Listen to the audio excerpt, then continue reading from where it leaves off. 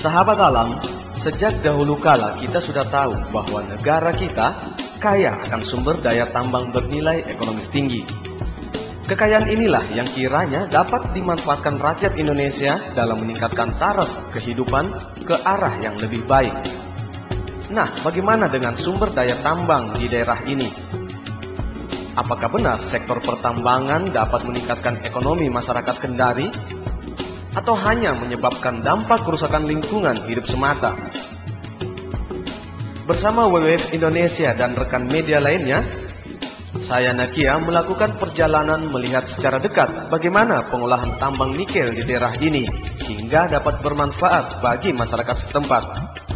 Selamat mendengarkan program ini dan mari tetap bersahabat dengan alam.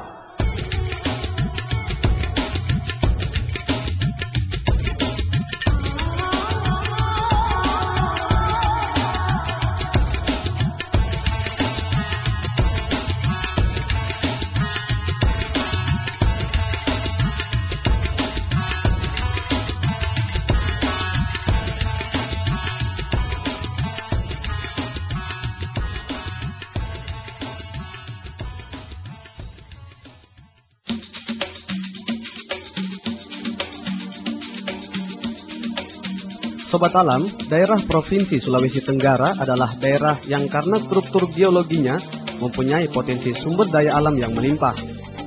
Selain cocok untuk perkembangan potensi pertanian dan kelautan, daerah ini juga mengandung sumber daya nikel yang dapat dikelola untuk kebutuhan sehari-hari.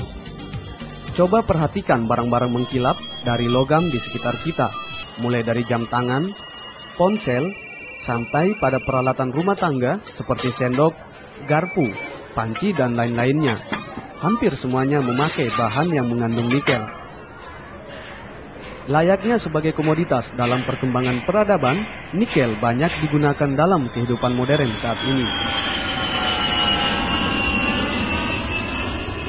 Sumber daya tambang jenis nikel mempunyai nilai ekonomis tinggi bukan hanya di pasaran dalam negeri, namun hingga ke dunia internasional. Tak heran puluhan investor menanamkan modalnya untuk mengolah dan membuka industri tambang di daerah ini. Salah satunya PT Aneka Tambang atau Antam di Kabupaten Kolaka, Kecamatan Pemalang.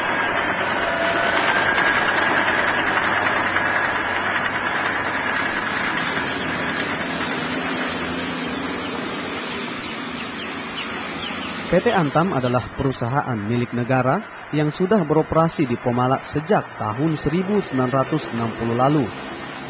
Keberadaan perusahaan ini bahkan telah menjadi simbol identitas daerah ini di mata dunia, selain keberadaan PT Inco di Sorowako. Selain PT Antam, di Kabupaten Kolaka juga beroperasi puluhan perusahaan pemegang kuasa pertambangan lainnya. Izin pertambangan ini diberikan Bupati Kolaka Bu Harimata tahun 2007 lalu.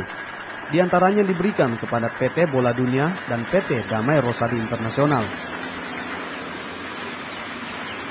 Dalam perjalanan, kami sempat berbincang dengan Sofyan, seorang ahli geologi dari Ikatan Ahli Geologi Indonesia, yang saat itu sedang bekerja sebagai konsultan salah satu perusahaan tambang ini. Kalau misalnya ininya 56 F-nya 56%. Dari perbincangan kami, terungkap bahwa saat ini permintaan pasar internasional akan nikel sedang mengalami peningkatan yang pesat.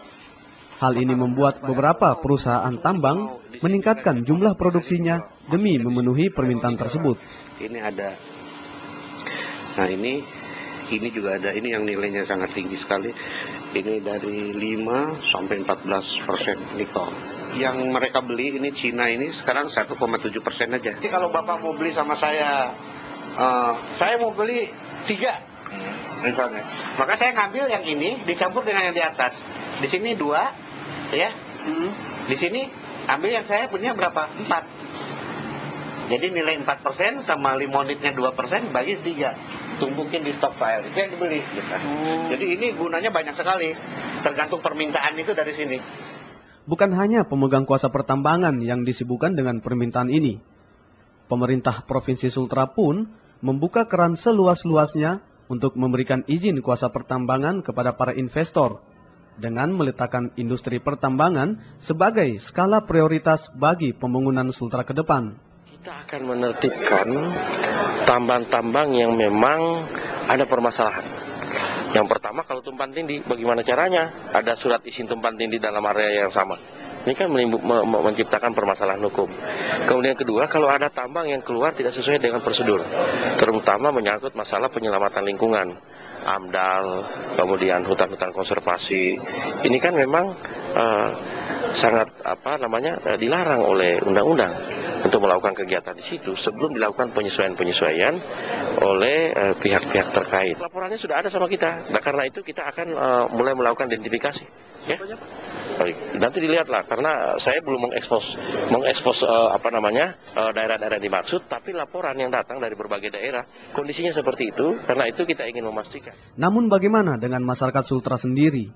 Terlebih lagi komunitas masyarakat yang tinggal di sekitar area pertambangan. Apakah hal ini akan berdampak positif bagi mereka?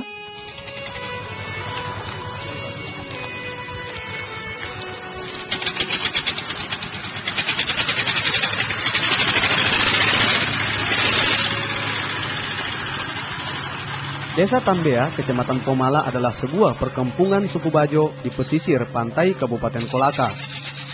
Umumnya, warga memanfaatkan laut sebagai lahan mata pencaharian sehari-hari. Namun sejak beroperasinya beberapa perusahaan tambang di daerah ini, laut kini berubah menjadi kabur dan keruk. Warga desa Tambea pun terpaksa mencari ikan jauh ke pulau lain, bahkan ke lautan lepas.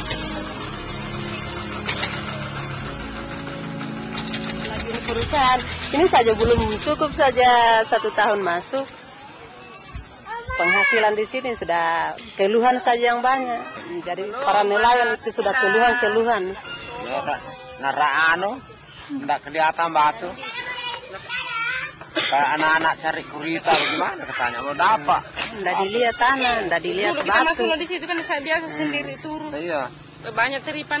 Sedangkan dulu dekat pinggir-pinggir sini saja tempat pencahariannya orang Bajo sudah lumayan teripannya.